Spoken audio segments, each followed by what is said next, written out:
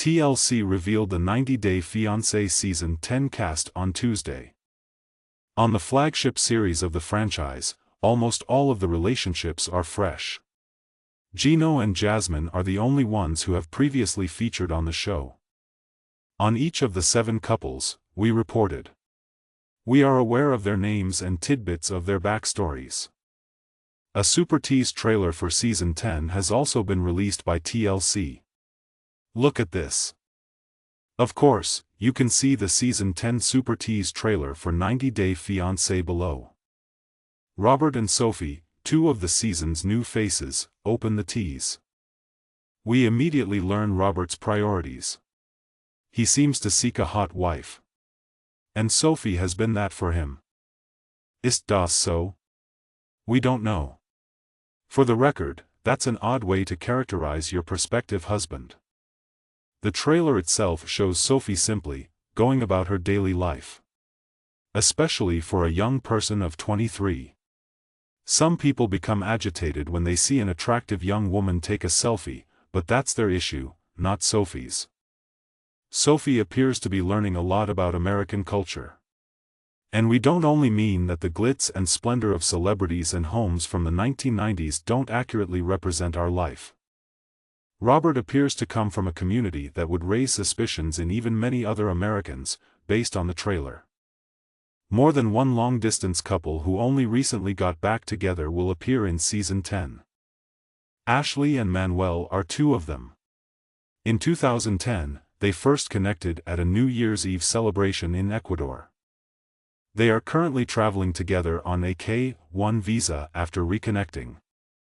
Their years apart might cause unanticipated rifts, according to the TLC description. We learn a lot more from the trailer, though. First of all, when they first met, they hardly had time to get to know one another. Therefore, there is undoubtedly much that they do not know. Ashley informs the camera that one reason is that she hasn't told Manuel she's a witch. However, it appears that Ashley does not think Manuel will welcome this. Many viewers also worry that editors won't treat minor religions with the appropriate consideration. Occasionally, they do, other times, they don't. We haven't come across any news reports claiming that Ashley identifies as a witch, at least not yet. A witch, she is. 90% of the time, using the phrase identifies as to describe someone is derogatory. Justin starts off the super tease by making lots of horny promises. He promises Nikki over video chat that he will bone her into the following week. Essentially. You see, the 2 have already met.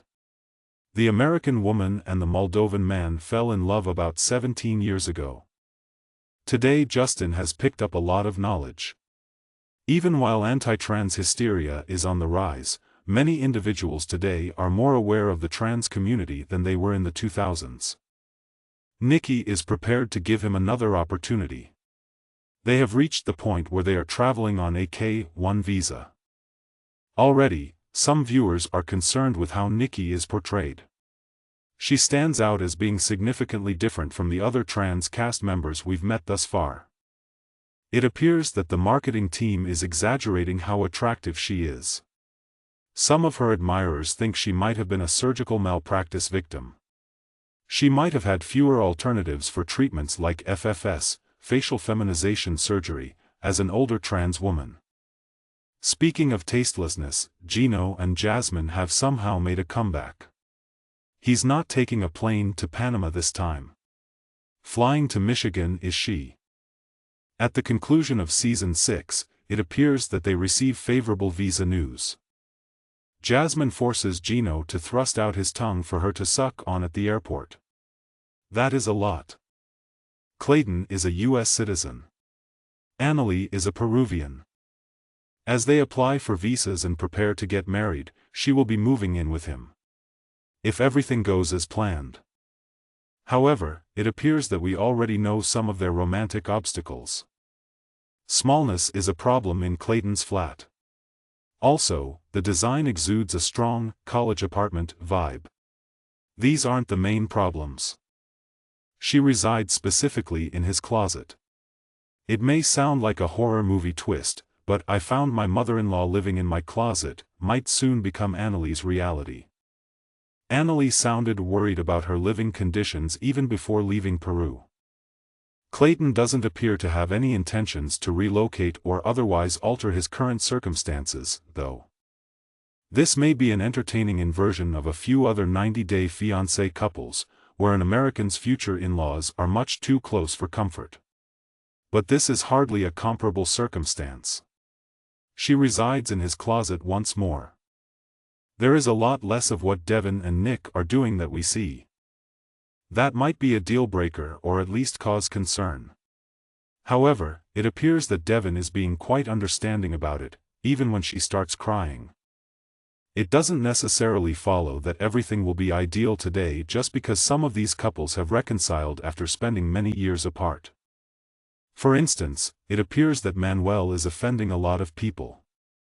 Your loved ones can spend time with your bad relationship merely to make you happy. But they'll eventually come to a breaking point. Nikki and Justin are the next. It seems like there is some doubt about whether he still finds her attractive. She poses an excellent question: why is he with her if he isn't attracted to her? In Michigan, Jasmine discovers what appears to be a cosmetics brush while driving. What's it doing in his car, she wonders. She instantly loses control after that.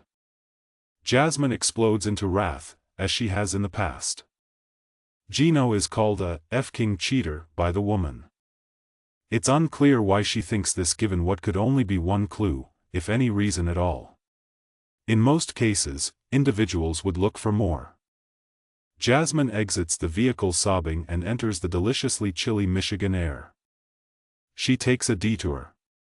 Where she's heading is a mystery to us. Furthermore, it's unclear if she is aware. On Sunday, October 8th, 90-Day Fiancé's newest season debuts.